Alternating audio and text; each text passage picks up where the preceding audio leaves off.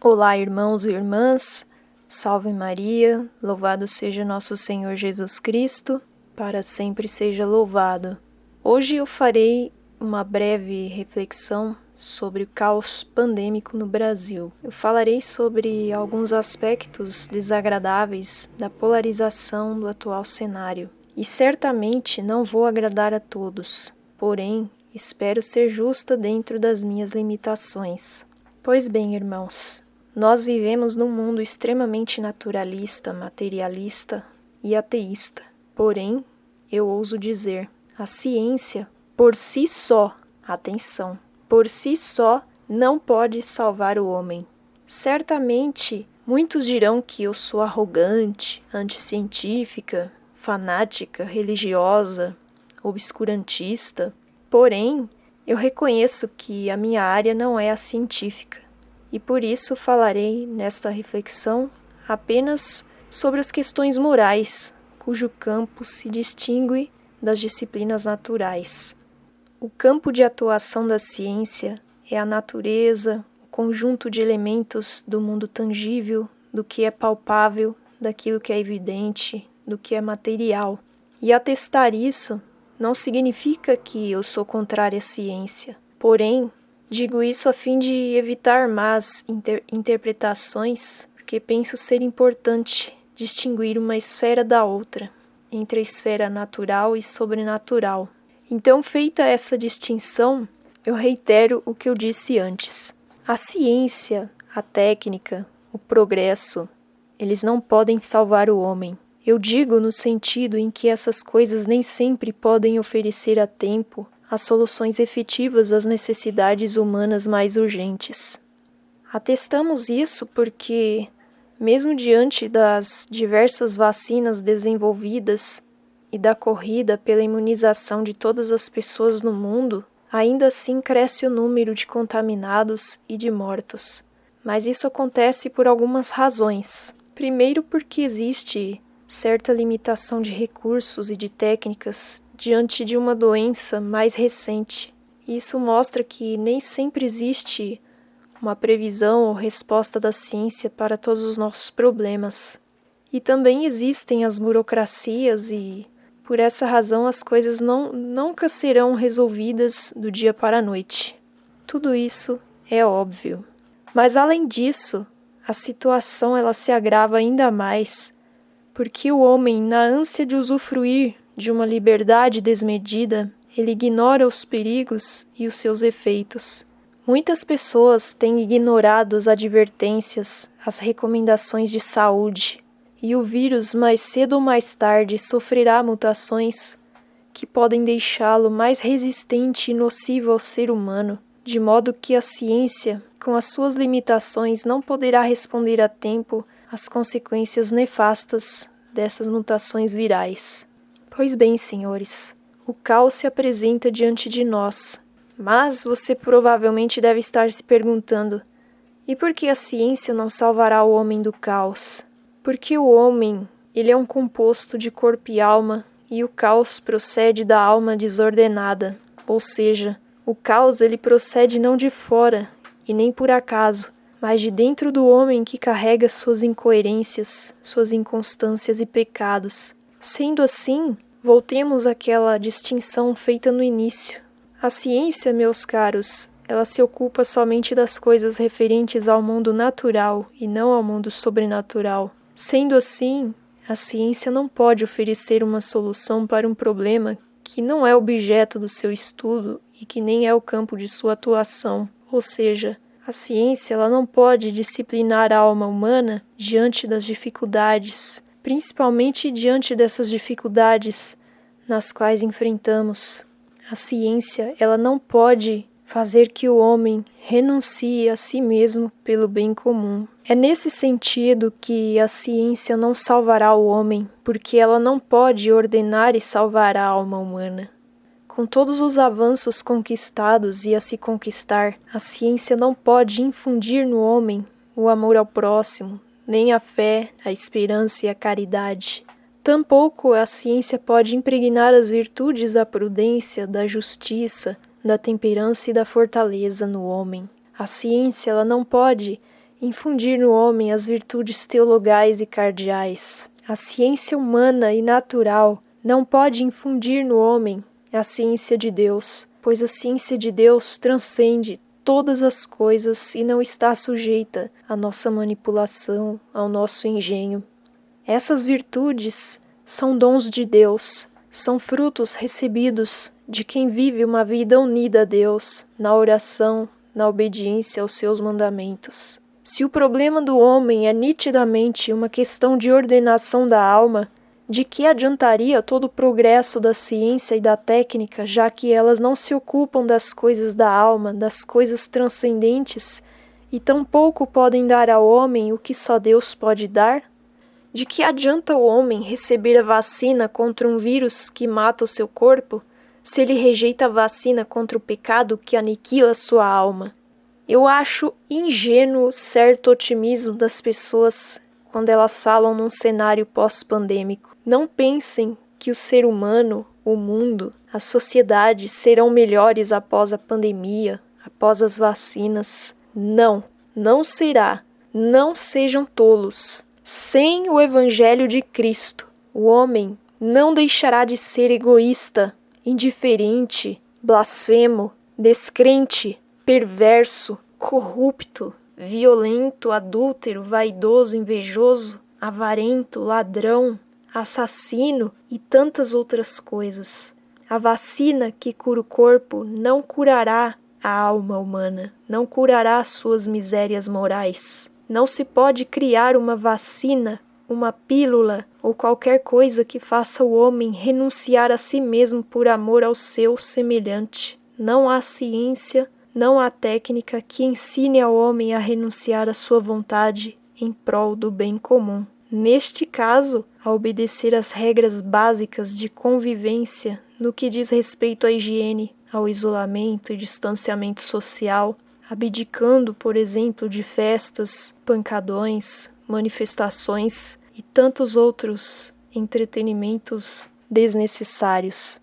Caríssimos irmãos, diante disso, é preciso dizer uma verdade. A sociedade reflete o seu relacionamento com Deus. Um povo que não reza, que despreza a Deus, a religião, a moral e as coisas eternas, será um povo sem referências, um povo bestial, um povo anárquico. E esse povo buscará todas as soluções nas coisas materiais, no dinheiro, nas ideologias, nos divertimentos, nas coisas fúteis, nas coisas caducas, ou seja, naquelas coisas que passam. E obscurecida a inteligência desse povo, ele nunca perceberá que somente os bens conquistados pela ciência e pela técnica não solucionarão as adversidades que transcendem a matéria. Se a sociedade está doente, é porque nós estamos doentes. Estamos literalmente doentes. Doentes do corpo e principalmente doentes da alma. É certo que o mundo deveria ser um lugar melhor, mas só o será se o homem tiver uma alma melhor. E diante disso, caríssimos, cada coisa deve ser posta em seu lugar. A ciência e a técnica podem, com seus avanços, curar os males do corpo, mas somente Deus pode curar os males da alma. Vejam que uma coisa ela não exclui a outra, porque essa distinção não deve ser entendida como uma separação, mas um complemento, cada um dentro da sua esfera. Pois bem, caríssimos, aproveitando essa breve reflexão, eu gostaria também de fazer alguns desabafos. Primeiramente, fujamos das polarizações e dos discursos insensatos. Não sejamos como os naturalistas que desprezam as coisas transcendentes, nem sejamos como os fideístas que desprezam a racionalidade e a realidade. Há quem diga, por exemplo, que não se contrai a doença dentro da igreja, pois basta ter fé. Contudo, a transmissão de um vírus não cessa em determinado local, mas ocorre devido ao hospedeiro que ocupa esse local. Portanto, caríssimos, qualquer pessoa contaminada na igreja pode transmitir a doença, e a fé dissociada da razão também pode trazer graves consequências. Também existem aquelas pessoas que dizem que a saúde da alma é mais importante do que a saúde corporal. Contudo, eu fico me perguntando, como uma pessoa sem um corpo saudável poderá salvar a sua alma? Há também aqueles que dizem que não se deve ser escravo do medo e que o inferno é o lugar dos medrosos e etc. Senhores, o medo é humano. Ter medo de adoecer e de morrer não é pecado. Pecado é tentar a Deus e pensar que não se está sujeito às mazelas que atingem o corpo. Pecado é acreditar em narrativas políticas, ideologias que não respeitam a dignidade humana. Pecado é se expor ao contágio de uma doença sem considerar outras pessoas que podemos contaminar e que podem morrer sem serem atendidas num hospital colapsado devido à nossa imprudência. Pecado é desdenhar daqueles que estão legitimamente preocupados com a fragilidade de sua saúde. Pecado, meus caros, é afrontar os mandamentos de Deus, que se resumem nos 2 maiores mandamentos, que é amar a Deus sobre todas as coisas e ao próximo como a si mesmo. Eis aí o pecado do egoísmo que gera a indiferença. Meus irmãos, não é perfeito e nem saudável o amor a Deus que não se estende ao irmão e vice-versa. Eu vejo que a pandemia revelou novos maniqueísmos. Estamos divididos entre 2 grupos irracionais. Primeiro, os fideístas, que negam a calamidade atual e pensam que só se deve obedecer aos 3 primeiros mandamentos do Decálogo, referentes ao culto a Deus, como se não houvesse mais 7 mandamentos a serem obedecidos. Esses priorizam a alma em detrimento do corpo. E já os naturalistas, que pensam que só se deve obedecer às leis civis ou referentes à salubridade, eles desprezam a Deus e priorizam o corpo e a matéria em detrimento da alma. Só que me parece que ambos se esqueceram de que o homem é corpo e alma e que uma coisa está ligada à outra. Porém, a questão é: como conciliar as 2 coisas, essas 2 esferas? Não é fácil lidar com problemas gravíssimos.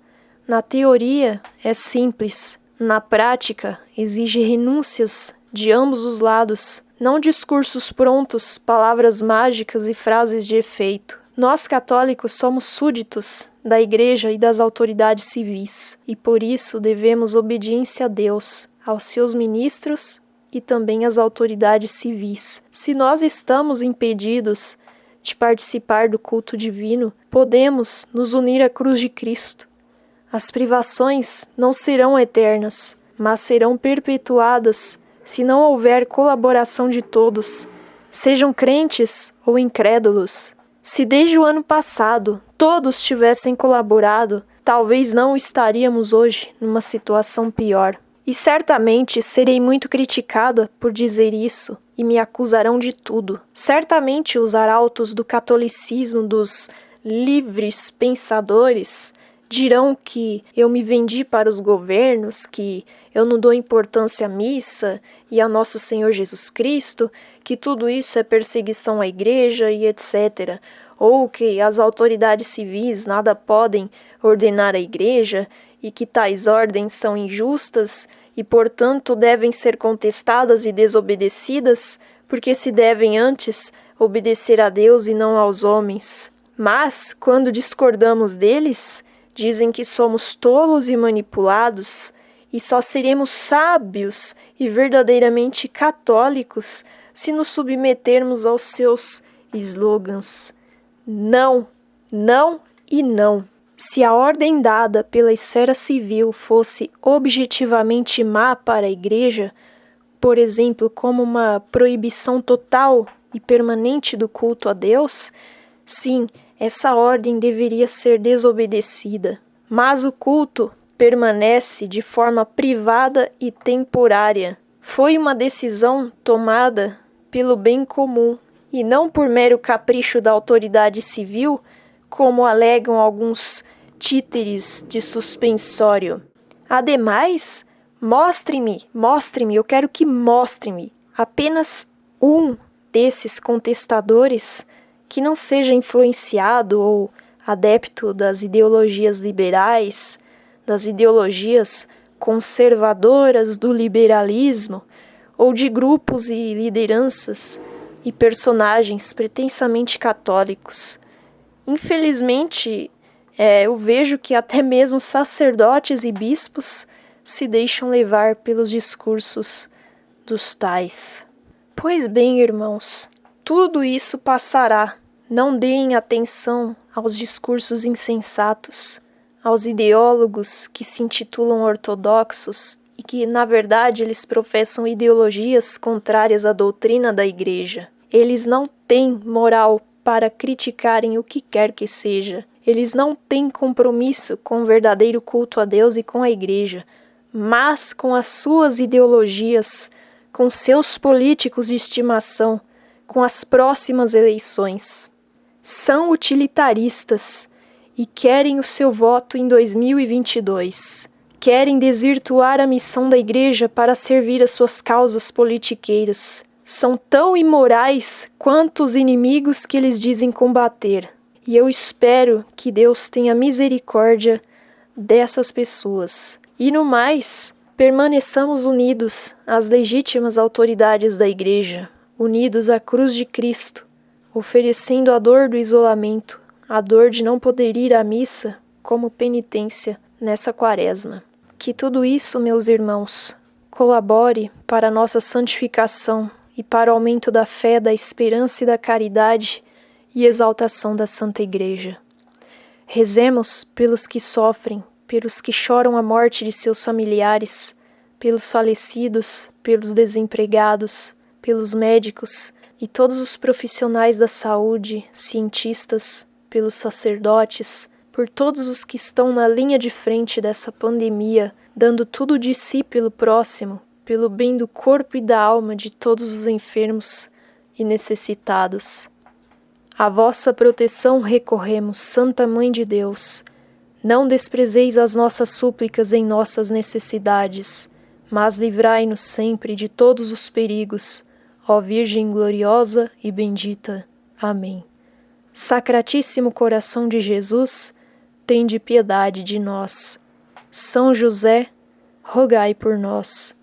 São Miguel Arcanjo, defendei-nos no combate.